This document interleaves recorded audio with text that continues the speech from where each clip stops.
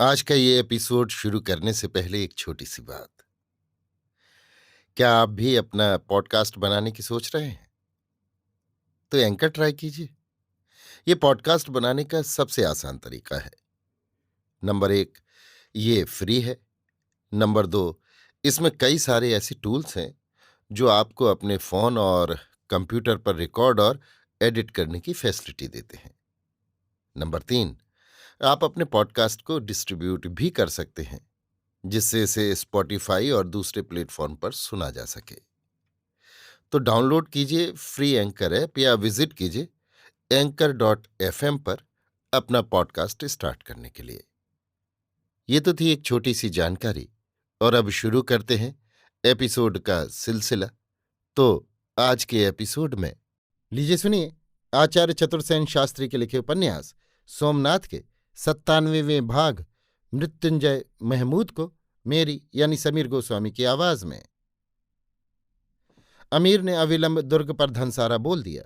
उसका परम शत्रु भीमदेव और चाहना की बहुमूल्य वस्तु चौला देवी इस समय इसी दुर्ग में है, ये सूचना उसे मिल चुकी थी, और दोनों प्राप्यों को वो प्रत्येक मूल पर प्राप्त करने पर तुल गया था। जिस साहसिक प्रवृत्ति ने इस दुर्दांत योद्धा को अजेय बनाया था, वो प्रवृत्ति आज उसके हृदय की लिप्सा और वासना से मिलकर अपरिसीम बन गई थी। आज तक अपने जीवन में वो हीरे मोती की भूख तृप्त करता रहा था, परंतु जब से उसने चौला को देखा था, एक दूसरी ही भूख उसके रक्त में जाग उठी थी। आज रक्त के नद में सराबोर हो चुकने पर, महासंग्राम को जय करने पर वो भूख अपना भोजन प्राप्त करे, ये क्षण आ लगा था। इसके लिए अमीर अपने हजारों प्राणों का भी विसर्जन कर सकता था। इसलिए उसने एक क्षण को भी व्यर्थ न खोकर अपना प्राप्तव्य पा लेने या प्राण देने का संकल्प कर लिया। दुर्ग का भंग होना असंभव था। वो चारों ओर से अत्यंत दृढ़ और अजेय था, परंतु महमूद भी दुर्जय योद्धा था। उसने अपने योद्धाओं को ललकार कर कहा, बहादुरों, इन पत्थरों के उस पार गजनी के अमीर की इज्जत, गैरत और जिंदगी कैद है। जो कोई सबसे पहले फसील पर चढ़कर पहला बुर्ज दखल करेगा, उसे गजनी का अमीर आधी दौलत देगा। अमीर का ये वक्तव्य साधारण न था। दुर्दांत दुर्जय तुर्क और बलूची योद्धा प्राणों की होड़ लगाकर सीधी फिसलने वाली चट्टानों पर चढ़ने लगे, पर अमीर इतने ही से संतुष्ट न हुआ। वो स्वयं भी अपनी सब गरिमा भूल चट्टानों पर साधारण सिपाहियों की भांति चढ़ने लगा। कहीं रस्सियां पत्थरों में फंसाकर, कहीं आदमियों की पीठ का जीना बनाकर, कहीं बंदर की भांति खतरनाक उछाल मारकर असंख्य योद्धा प्राणों का मोह छोड़ दुर्ग पर चढ़ने लगे। दुर्ग द्वार भी भारी दबाव में पड़ा। ढेर के ढेर ज्वलनशील पदार्थों को द्वार पर लाकर जला दिया गया। चंद्रमा के शेयमान प्रकाश में असंख्य टिड्डियों के दल की भांति शत्रुओं को दुर्ग पर आक्रमण करते देख बालूका राय बहुत व्यस्त हो गए। चौहान सामंत सिंह नगर में घिर गए थे और उनकी कोई सूचना नहीं मिली थी।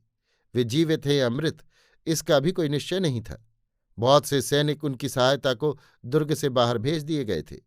दुर्ग में बहुत कम सैनिक थे।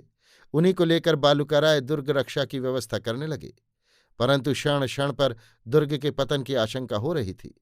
प्रश्न दुर्ग के पतन का नहीं था, चौला रानी और महाराज भीमदेव की सुरक्षा का था।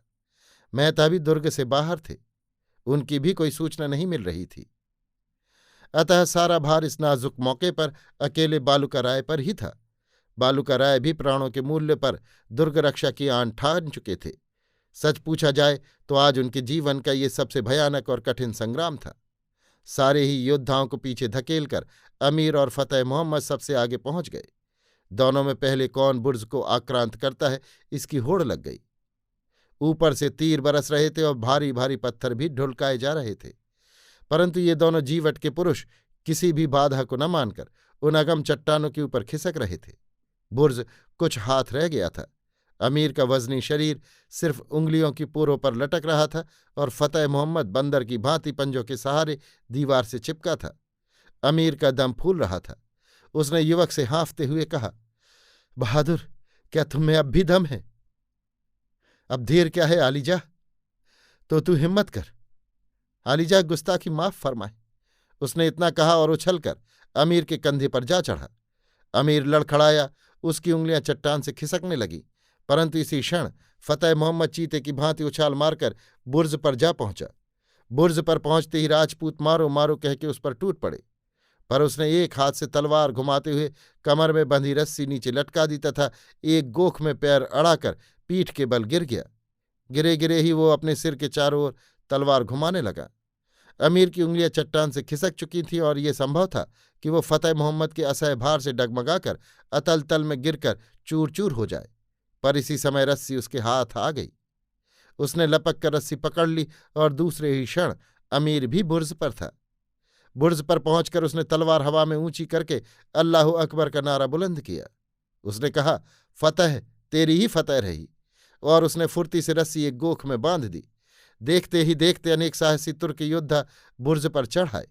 राजपूत वहां बहुत कम थे, उनमें 10-5 तो इसी क्षण कट मरे।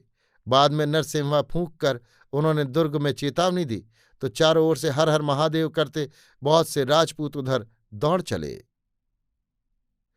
अभी आप सुन रहे थे आचार्य चतुर्सेन शास्त्री के लिखे उपन्यास सोमनाथ के 97वें भाग मृत्युंजय महमूद को मेरी यानी समीर गोस्वामी की आवाज में।